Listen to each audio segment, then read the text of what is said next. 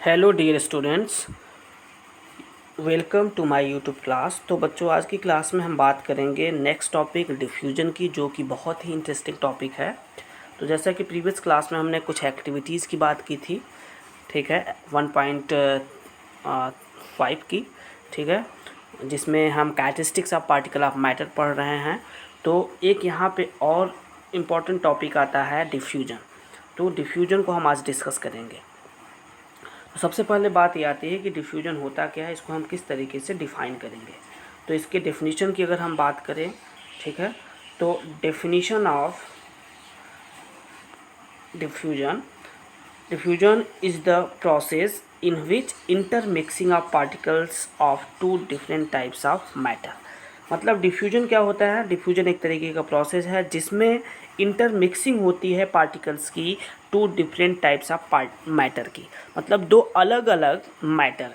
अब मैटर क्या हो सकते हैं? सॉलिड हो सकते हैं, लिक्विड हो सकते हैं, या गैसियस हो सकते हैं, ठीक है। तो दो डिफरेंट मैटर के जो डिफरेंट टाइप्स के पार्टिकल्स होते हैं, जब वो सभी एक दूसरे में इंटरमिक्स हो जाते हैं, तो इस प्रोसेस को डिफ्यूजन कहा जाता है, ठीक है। जैसे एग्जांपल के तौर पे अगर हम देखें तो small crystal of potassium permanganate, जब एक छोटा सा क्रिस्टल हम पोटेशियम परमैंगनेट का वाटर के अंदर डालते हैं तो वाटर का कलर पिंक हो जाता है या पर्पल कलर हो जाता है, ठीक है। तो इस प्रोसेस को हम क्या बोलते हैं? प्रोसेस को हम बोलते हैं डिफ्यूजन। तो this is the best example for the diffusion, ठीक है। स्मॉल क्रिस्टल, एक छोटा सा क्रिस्टल जो पोटेशियम परमैंगनेट का हम वाटर के अंदर मिक्स करते हैं तो वो वाटर के चारों तरफ फैल जाता है। वाटर के हर चारों तरफ, वाटर में चारों तरफ क्या हो जाता है? मिक्स हो जाता है। वाटर के साथ क्या होता है? पार्टिकल सभी मिक्स हो जाते हैं। मतलब वाटर और जो पोटेशियम परमैंगनेट का क्रिस्टल है, ये सभी एक दूसरे में इंटर मिक्स हो जाते हैं। दूसरा एग्जांपल है drop of ink mixes with water.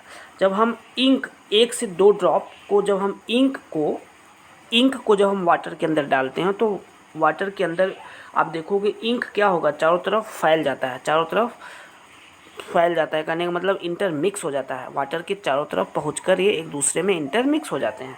तो this is another example of diffusion. And third one is perfume liquid. जब भी परफ्यूम हम यूज करते हैं तो परफ्यूम के जो ड्रॉप्स होते हैं लिक्विड्स, अब वो देखते हो एयर में बहुत तेज़ी से डिफ्यूज हो जाते हैं। मतलब बहुत तेज़ी से एयर में फैल जाते हैं और उसकी स्मेल हमें काफ़ी दूर तक फील होती है, ठीक है। तो यहाँ पे परफ्यूम का भी एक बेस्ट एग्जांपल है।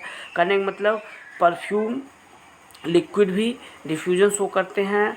ड्रॉप ऑफ इंक को जब वाटर में डाला जाता है तो ये भी डिफ्यूजन शो करता है। Small crystal of potassium permanganate को जब हम वाटर में डालते हैं तो ये डिफ्यूजन प्रोसेस को शो करता है, ठीक है। तो अब नेक्स्ट टॉपिक हम बात करते हैं बच्चों, फैक्टर्स अफेक्टिंग डिफ्यूजन। ऐसे क्या क्या फैक्टर्स हैं जो डिफ्यूजन को अफेक्ट करते हैं।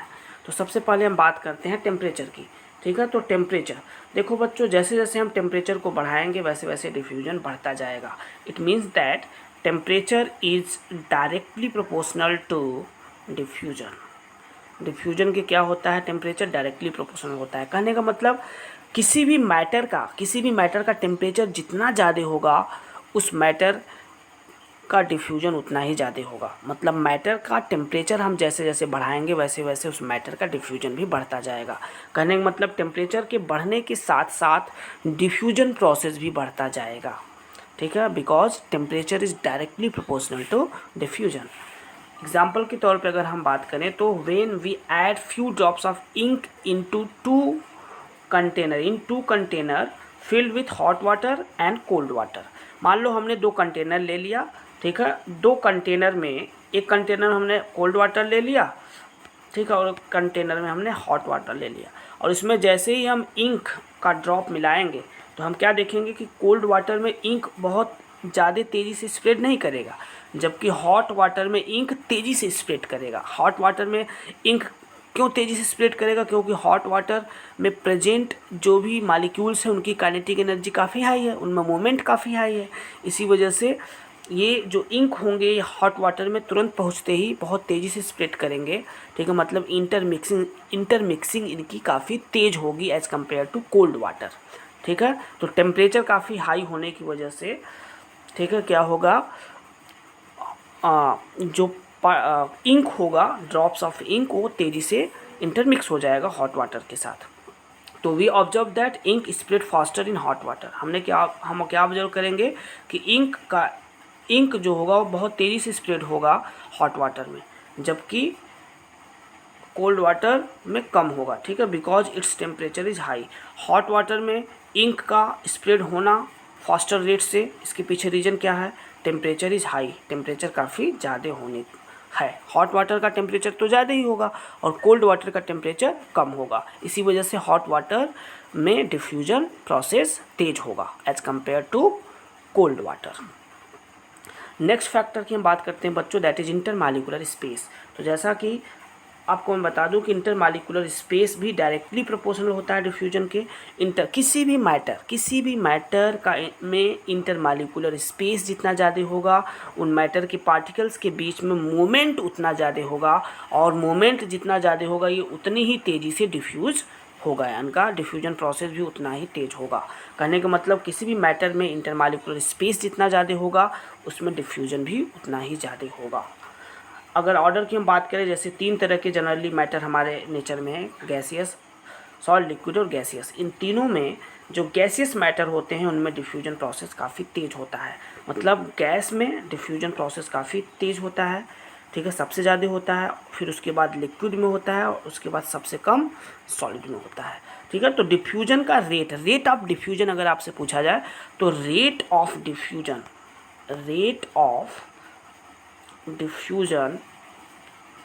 सबसे ज़्यादा किस में होगा, गैस में, फिर लिक्विड में और फिर सॉलिड में। ठीक है, this is the order of rate of diffusion, this is the order of rate of diffusion. Example के तौर पे अगर हम देखें तो when we use perfume in air it's spread faster rate. जब भी हम परफ्यूम यूज़ करते हैं तो आप देखते हो एयर में बहुत तेज़ी से स्प्रेड करता है। ठीक है, दूर तक हमें फील होता है परफ्यूम की स्मेल। जबकि अगर एक तरफ हम इंक को वाटर में डालते हैं तो ये भी स्प्रेड करेगा, लेकिन उतनी तेज़ी से नहीं करेगा जितनी तेज़ी से परफ्यूम करेगा। इसका मतलब ये कि इंक के जो आपका हम कह सकते हैं कि एयर में एक्चुअली परफ्यूम तेज़ी से स्प्रेड करने के पीछे रीज़न क्या है कि एक तरीके से परफ्यूम क्या है, लिक्विड है, और लिक्विड में डिफ्यूजन ज़्यादा होगा, उनमें इंटरमॉलिक्यूलर स्पेस ज़्यादा होगा।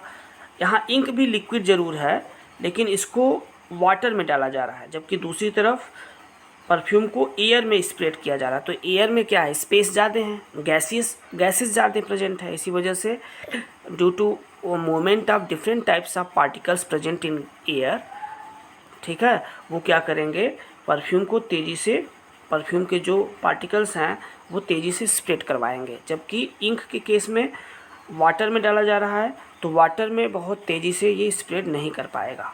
ठीक है, एयर में ज़्यादा स्प्रेड इसलिए हो रहा है परफ्यूम के पार्टिकल्स क्योंकि एयर में डिफरेंट तरह की गैसेस प्रेजेंट होती हैं, और जैसा कि अभी आपको हमने बताया कि गैस में डिफ्यूजन तेज़ी से होता है, इसी वजह से ठीक है परफ्यूम एयर में तेज़ी से स्प्रेड होगा।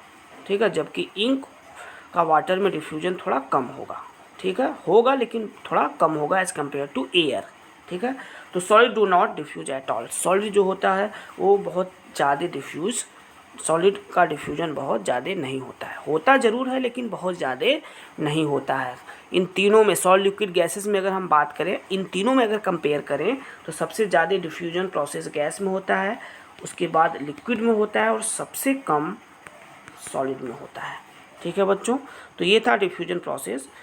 तो नेक्स्ट क्लास में हम नेक्स्ट टॉपिक की बात करेंगे बच्चों। Okay, thank you for watching this video, have a good day.